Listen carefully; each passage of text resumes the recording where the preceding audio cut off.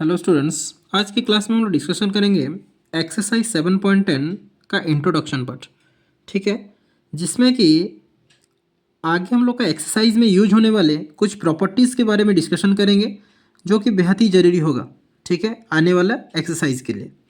तो अच्छे से ध्यान दे के थोड़ा समझिए।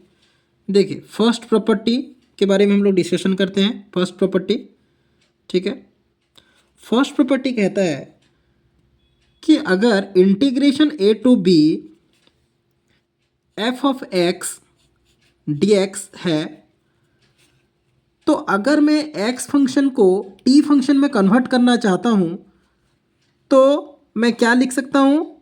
इसको भी हम लोग a to b f of t d t लिख सकते हैं। तो यहाँ से आपको पता चला कि अगर एक्स फंक्शन को अगर मैं टी का फंक्शन में कन्वर्ट करूँगा तो मेरा लिमिट में कोई असर नहीं पड़ेगा। यहाँ पे भी ए टू बी लिमिट था, यहाँ पे भी ए टू बी लिमिट रहेगा।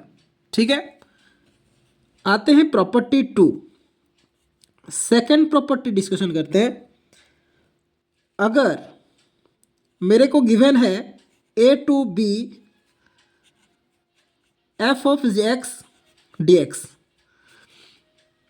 ठीक है, अगर integration of a to b f of x d x है और मेरे को अगर ज़रूरत पड़े कि इस जो अपर लिमिट और लोअर लिमिट को चेंज करना है, मतलब कि ये अपर लिमिट लोअर में आएगा और लोअर मेरा अपर में आएगा, तो क्या करेंगे?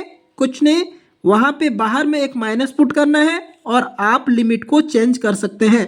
यहाँ पे बी लिख सकते हैं, यहाँ पे ए, मतलब अपर और लोअर लिमिट के बीच में अगर इंटरचेंज करना चाहेंगे तो हम लोग माइनस साइन दे के उसको चेंज कर सकते हैं। ठीक है, इसको समझ में आया? तीसरा प्रॉपर्टी देखिए, तीसरा प्रॉपर्टी के अकॉर्डिंग अगर हमको गिवन है a to b f of x d x अगर गिवन है और हम यहाँ पे जो लिमिट ए टू बी है इसके बीच में कुछ इंटरमीडिएट स्टेप होते हुए मैं अगर पास करना चाहूँ, जैसे कि मेरे को ए टू बी जाना था लेकिन मैं क्या किया, ऐसे बीच में एक स्टेप फिर घुसा दिया। ठीक है, तो मैं अभी क्या करूँगा, ए टू सी जाऊँगा, सी टू बी जाऊँगा।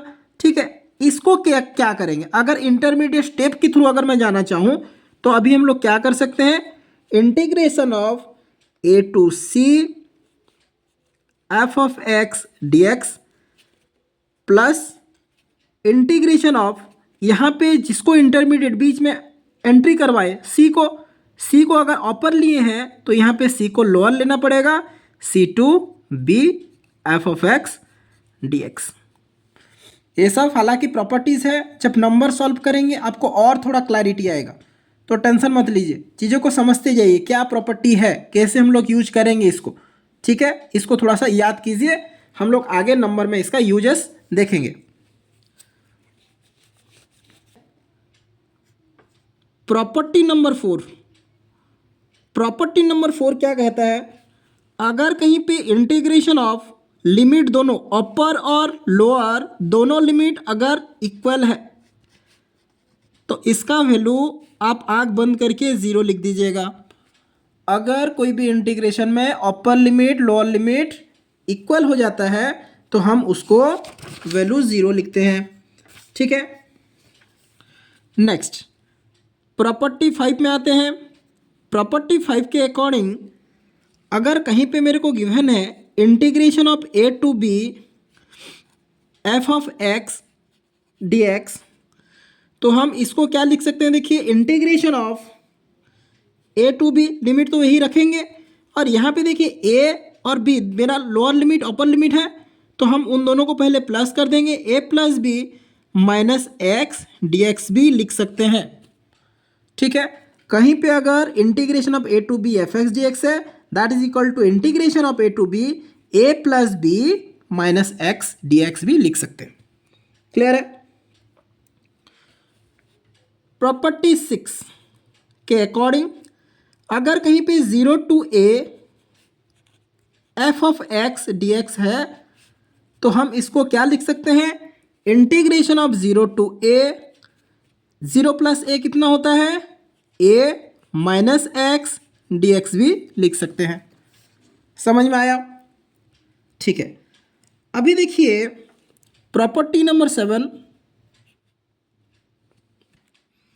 आपको अगर ऐसे दिखाई दे कि integration of 0 to 2a f of x dx that is equal to, इसको हम लोग क्या लिख सकते हैं, 2 इंटीग्रेशन ऑफ 0 to a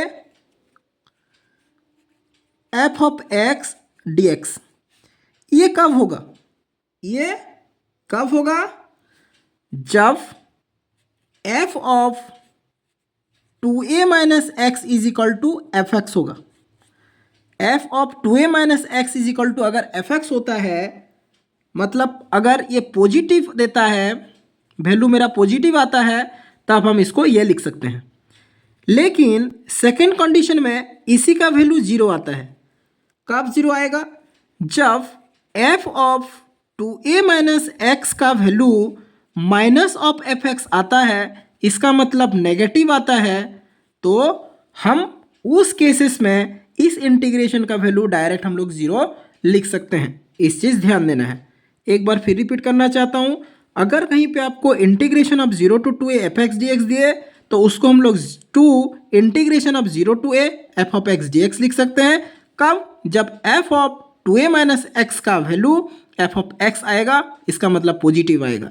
जब नेगेटिव देगा, डायरेक्ट वैल्यू हम लोग जीरो लिखेंगे, उसमें कोई सॉल्व करना नहीं है। इसका मतलब आपको समझ में आ रहा होगा कि अगर हम लोग का वैल्यू पॉजिटिव देगा तो 2 इंटू इंटीग्रेशन अब आ रहा है, अगर वैल्यू नेगेटिव दे रहा है तो वैल्यू जीरो आ रहा है। बात क्लियर है? तो याद कीजिए कि कितना इंपॉर्टेंट है हम लोग का प्रॉपर्टीज। अगर प्रॉपर्टीज पता नहीं होगा तो जहाँ पे जीरो सिंपल लिखना था, एक आदमी जीरो लिख के वो आगे बढ़ जाएगा, आप लोग सॉल्व करते रहिएगा। तो इसलिए प्रॉपर्टी भी ध्यान देना है, जो भी कॉन्सेप्ट है कॉन्सेप्ट में भी हम लोग को फोकस करना है। Next properties and your last properties, ठीक है, डिस्कशन करते हैं। अगर कहीं पे आपको integration of -a to a F of x d x दिए, तो इसका वैल्यू क्या हो जाएगा? 2 integration of 0 to a F of x d x हो जाएगा। कब? जब f मेरा इवन होगा। f क्या होगा? इवन फंक्शन होगा। जब फंक्शन मेरा इवन होगा तब वैल्यू इतना आएगा, और सेकंड कंडीशन के अकॉर्डिंग वैल्यू मेरा जीरो आएगा। कब? जब फंक्शन मेरा ऑड होगा। जब फंक्शन ऑड होगा वैल्यू जीरो, फंक्शन इवन होगा तो 2 integration of 0 to a F of x d x आएगा। अभी क्वेश्चन रेज हुआ कि फंक्शन इवन है या ऑड है, ये कैसे पता चलेगा? ये आपके दिमाग में चल रहा होगा, हाँ या नहीं? तो देखिए, ऑड इवन निकालने के लिए टू डिटरमाइन ऑड और इवन फंक्शन, यहाँ पे तो हम बोल दिए कि इवन फंक्शन होगा तो ये होगा, ऑड फंक्शन होगा तो ये होगा। बात ये है कि इवन ऑड पहचानेंगे कैसे, ठीक है? तो देखिए, अगर हम लोग f ऑफ माइनस एक्स, जो भी फंक्शन आपके पास f ऑफ x है, उसमें हम लोग माइनस एक्स पुट करेंगे। f of minus x is equal to, अगर हमको वैल्यू f ऑफ x आता है, मतलब पॉजिटिव आता है, ठीक है, तब हम बोलेंगे ये क्या होगा? इवन फंक्शन है। अगेन, अगर उस x के जगह पे हम लोग माइनस एक्स पुट करेंगे और मेरे को value minus of f of x आ जाता है, तो हम बोल देंगे क्या? ये हमारा ऑड फंक्शन है। बात क्लियर है? अगर f of minus x is equal to f x होगा तो हम बोलेंगे फंक्शन इवन, और f of minus x is equal to अगर माइनस एफ एक्स आ जाता है तो हम बोलेंगे फंक्शन मेरा ऑड है। क्लियर है? बात समझ में आया? यही हम लोग का इंट्रोडक्शन पार्ट था, यही हम लोग का प्रॉपर्टीज था, जो कि हम लोग आने वाले एक्सरसाइज में इसको यूज करने वाले हैं। तो ये बेहद ही ज़रूरी था आपके लिए, क्योंकि ये वीडियो बिना देखे हुए आप अगर आगे बढ़ेंगे तो उसमें आपको दिक्कत हो सकता है। तो ज़रूर इसको कंप्लीट कीजिए, अच्छे से देखिए, कुछ भी डाउट हो रहा है उसको दोबारा देखिए, फिर भी अगर डाउट हो रहा है तो कमेंट सेक्शन में कमेंट कीजिए, मैं आपको हेल्प करूँगा। समझ में आया? तो आशा करता हूँ अच्छे से समझ में आया होगा। प्रॉपर्टीज़ को याद कर लीजिए, अच्छे से इसको याद कर लीजिए। आने वाला क्लास में हम लोग एक्सरसाइज स्टार्ट करेंगे जिसमें कि इसका यूजेस सीखेंगे। ठीक है, थैंक यू।